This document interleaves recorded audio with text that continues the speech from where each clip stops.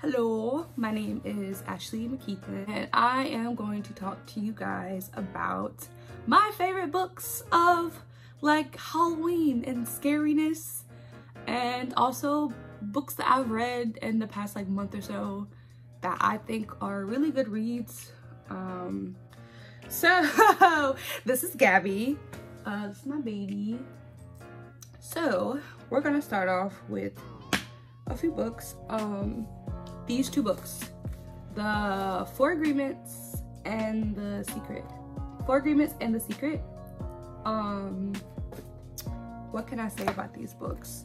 I feel like these are more so books that I can use as like a guidance reference just on life in general.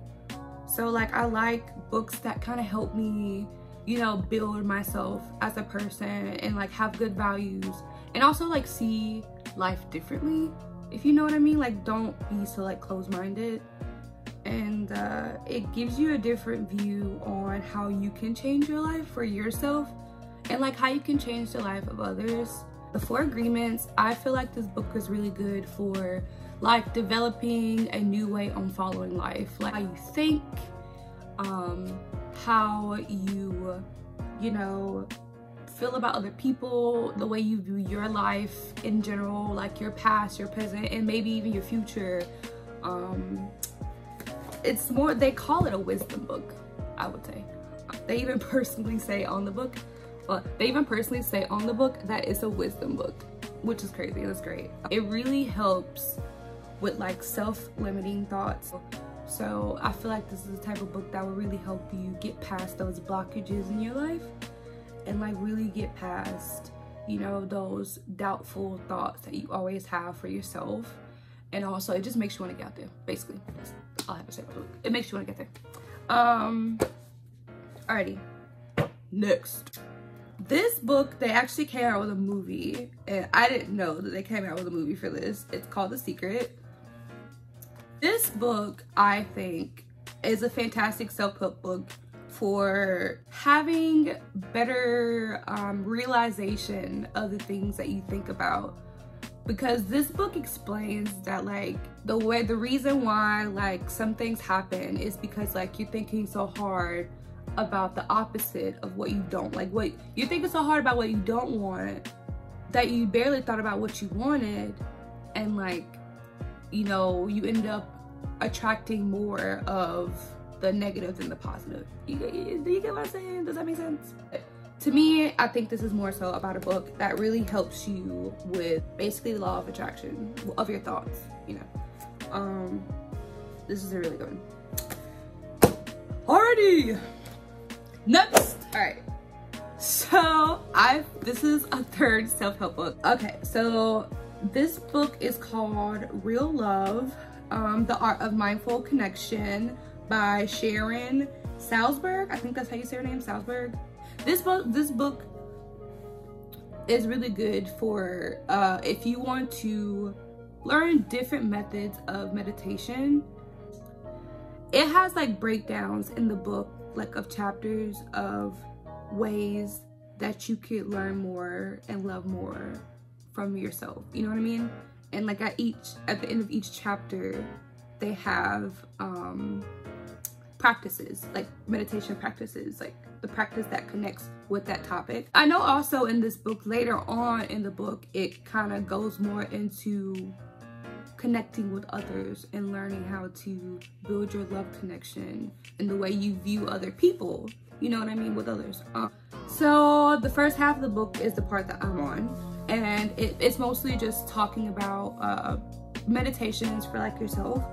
It does talk about like ways that you can reflect on yourself, which is really good to me. I feel like that's a really good like thing to have in a book, because I know not a lot of people, you know, love themselves, and I just feel like this is a really good book to me that really helped a little bit with, you know, the way I connect with myself and love myself for my flaws and all. So far so good. One section of it is called Letting Go of Perfection. If you don't love yourself, that's just weird. Okay, my next one, we're gonna start off with my scary favorites, actually a manga. The only thing about this book is that it's a whole bunch of short stories. It's not like a whole big story in itself. I realized that with mangas now, that like when you buy big ones like this, it's not like one big story in itself. It's actually like basically all the other stories in like one book. I'll show you some of the artwork. So yeah. Let me see.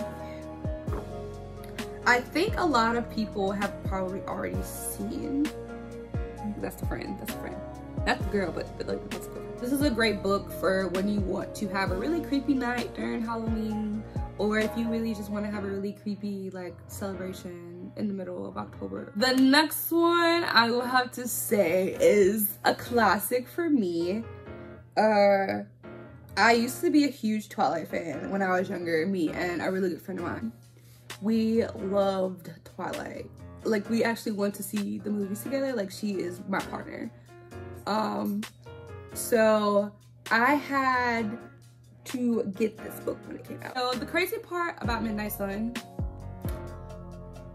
we were not expecting this. Why was it? Why was it? Finally! This is awesome. I'm not gonna lie, when it first came out, I did do a book review because I was like, it's been a long since Twilight first came out. So like, I just want to talk about how this really just, wow. Just wow. Really, really, really happy that she came out with this book, because there are a lot of things in this book when I had like first read it. First off, I want to know like what he hears. Like, how does he deal with that? Like, how does he cut through it? You know what I mean? And like, how does he interact with his family? Like, is it annoying?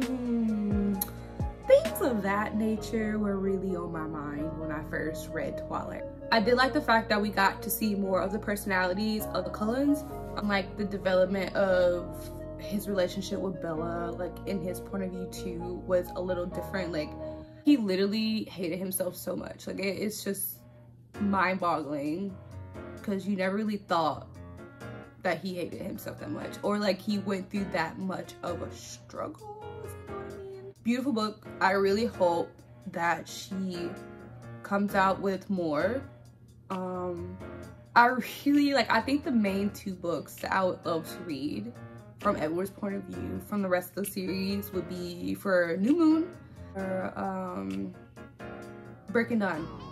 You know, it was just one of those books. This is just one of those books that will always be a classic to me, and that I will always love, because I basically like started reading this series when I was like in middle school.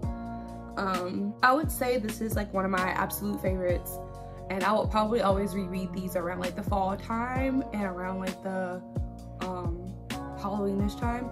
And last but not least, I will talk about my absolutely favorite author. But Stephen King is absolutely like my favorite author of all time for horror. I don't know, I feel like I shouldn't say that, because I haven't really like read other horror authors. I think I've read Dean Koontz once. And then I read Joe Hill, which is Stephen King's son. I read his book, Nosferatu. Okay, The Desperation is probably one of like, next to like It, and I would say It and The Shining, because there were some pretty like gross like descriptions and very uncomfortable scenes. Desperation! I feel like this book right here is messed up. The descriptions in this book and the way the book goes, loves horror and everything to do with it. And the only thing about it that I would say is that like, it was like a part, like I just had to stop for a second because I cried, because like I was so uncomfortable. And I was just like, oh my God, I did not want to see that. I don't want to hear it. I don't want to. He knows how to really get underneath your skin and make you feel uncomfortable. That's the reason why he is the king. But I really love this book. I highly recommend reading this book for like, you know, a good scary, spooky holiday book. or just like any time in general. It's a strong story of like people, strangers coming together and different mindsets, different views, different religions, different backgrounds. You know, they're all having to come together and work together as one to beat this freaking entity. That's all the books that I have that I wanted to reference to you guys for today.